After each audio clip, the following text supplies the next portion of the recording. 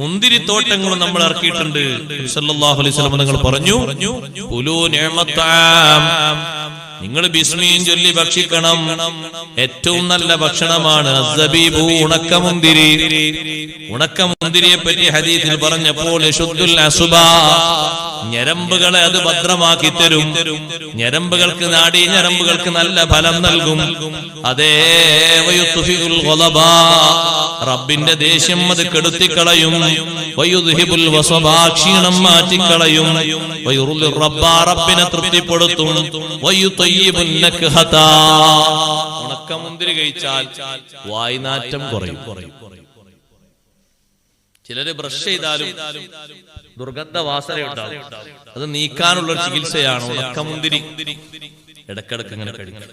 വയുദ്ഹിബുൽ ബൽഗം, കഫം നീക്കിക്കളയും. കഫം കൂടുതൽ വന്നിട്ടാണ് മിക്ക രോഗങ്ങളും വരുന്നത്. പനിയുടെ പ്രധാനപ്പെട്ട ഒരു കാരണവും ഓർമ്മക്കുറവിന്റെ കാരണവും കഫം കൂടുന്നതാണ്. മുതഅല്ലിമീങ്ങൾ പഠിക്കുന്ന ചെറിയൊരു കിതാബുണ്ട്, വലിയ വിഷയങ്ങൾ പറയുന്ന ചെറിയ കിതാബാണ് തഅലീമുൽ മുതഅല്ലിം. അതിൽ പഠിപ്പിക്കുന്നത് കാണാം, ഓർമ്മശക്തി കുറയാനുള്ള കാരണം കഫം കൂടുന്നതാണ്. കഫം കൂടിയാൽ ഓർമ്മക്കുറവുണ്ടാവും. കഫം കുറയാനുള്ള മാർഗമാണ് ഉണക്കമുന്തിരി കഴിക്കുക. കഫം കുറഞ്ഞാലോ നമ്മുടെ ക്ലൈമറ്റ് റെഡിയാകും. അപ്പൊ രോഗമൊന്നും ഉണ്ടാകില്ല, നല്ല ആരോഗ്യാവസ്ഥ ഉണ്ടാവും. അതുകൊണ്ടാണല്ലോ പരിശോധനാ ബോർഡിൽ 3 എഴുതി വെച്ചത്: കഫം, മലം, മൂത്രം. കഫവും പരിശോധിക്കേണ്ടത് തന്നെയാണ്. കഫം കൂടുതൽ വന്നാലും ബുദ്ധിമുട്ടാണ്. കഫം ഇങ്ങനെ പുറത്തേക്ക് ഇങ്ങനെ കാർക്കിച്ചു വരും. കെട്ടി നിൽക്കുന്ന വാസനയുള്ള കഫങ്ങളൊക്കെ വരും. ഉണക്കമുന്തിരി നന്നായി കഴിച്ചാൽ സാധേ അതിന് നല്ല വിലയാണ്. അതിനൊക്കെ തന്നെയാണ് ഈ ദുനിയാവകത്ത് നല്ല വിലയുള്ള എടുത്ത് വാങ്ങണം. ബുദ്ധിമുട്ടൊന്നുമില്ല. എന്തായാലും ബുദ്ധിമുട്ട് സൗകര്യം പോലെ വാങ്ങണം.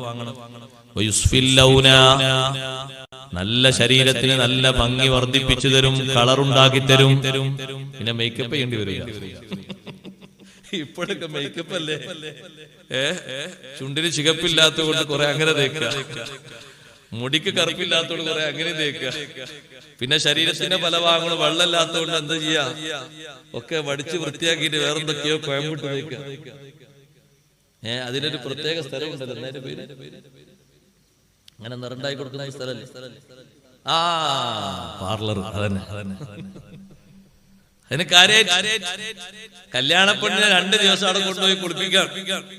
പുറത്തിറങ്ങുമ്പോ ആൾക്കാർ നോക്കി പഠിച്ചാൽ ഊർലീങ്ങൾ എങ്ങനെ നമ്മുടെ നാട്ടിലെത്തിപ്പോയി. ഊർലീങ്ങൾ എത്തിയതല്ല, അതൊന്ന് കുളിച്ചാൽ അതിന്റെ തനി നിറം പുറത്തേക്ക് വരും. ഒന്ന് കുളിച്ചാൽ മതി, ഒറ്റ കുളി. ആ ദിവസം കഴിഞ്ഞ് കുളിച്ചാൽ കളർ മാറിയോ? ഇന്നലെ എങ്ങനെയല്ലല്ലോ ഉള്ളത്. അതൊന്നും വേണ്ട. നല്ല ആരോഗ്യത്തിന് പറ്റിയ നല്ല ഉണക്കമുന്തിരി കഴിക്കുക. വെളുത്തതുണ്ട്, അതുപോലെ തന്നെ കറുത്തതുണ്ട്, ഉണങ്ങിയ മുന്തിരി. സുബ്ഹാനല്ലാഹ്, മുന്തിരി വെള്ളം അത് കണ്ണിലുറ്റിക്കുന്നതും കണ്ണിന് വലിയ ശമനം നൽകുന്നതാണ് എന്നും മഹാന്മാരായ പണ്ഡിതന്മാര് പഠിപ്പിക്കുന്നുണ്ട്. മുന്തിരി വലിയ അനുഗ്രഹമായിട്ട് അല്ലാഹു എണ്ണി പറഞ്ഞു: വജഅൽനാ ഫീഹാ ജന്നാത്തിൻ മിൻ നഖീലിൻ വഅനാബ്. ഭൂമിയിൽ നമ്മൾ സംവിധാനിച്ചു തന്നു ഈത്തപ്പനത്തോട്ടങ്ങളും മുന്തിരിത്തോട്ടങ്ങളും. മറ്റൊന്നുകൂടിയുണ്ട് ഇത് പറയാനുള്ള കാരണം, നാളെ സ്വർഗീയ ലോകത്തെത്തുമ്പോ അല്ലാഹു തൗഫീഖ് തരട്ടെ, അധിക തോട്ടങ്ങളിലും കാണാൻ പറ്റുന്ന മുന്തിരിത്തോട്ടങ്ങളും കാരക്കത്തോട്ടങ്ങളുമാണ്.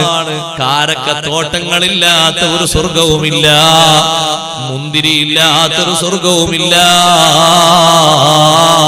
അതുകൊണ്ടല്ലേ സൂറത്തുർ റഹ്മാനിൽ ഫീഹിമാ ഫാകിഹത്തുൻ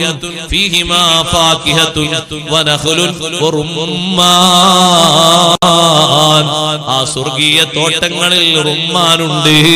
അതിനപ്പുറം പറഞ്ഞു ഈത്തപ്പഴത്തോട്ടങ്ങളുണ്ട്, അവിടെ ഈത്തപ്പഴങ്ങളുണ്ട്. വ്യത്യസ്ത രീതിയിലുള്ള ഈത്തപ്പഴങ്ങളാണ്. രുചിയോ ദുനിയാവിലെ രുചിയല്ല, രൂപഭാവങ്ങൾ മാത്രം ഇവിടെയുള്ളതാണ്. അത് മുഅ്മിനീങ്ങൾക്ക് മനസ്സിലാകാനാണ്.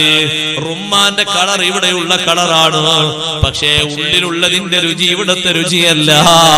ഉള്ളിലുള്ളതിന്റെ മോഡൽ ഇവിടുത്തെ മോഡലല്ല, മാറ്റമുണ്ട്.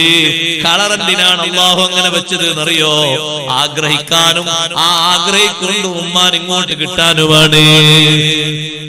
അതിനാണ് കളർ അങ്ങനെ വെച്ചത്. ഇവിടെയുള്ള വാഴ ആ രൂപത്തിലുള്ള വാഴയല്ല, സ്വർഗത്തിലുള്ളത് മാറ്റമുണ്ട്.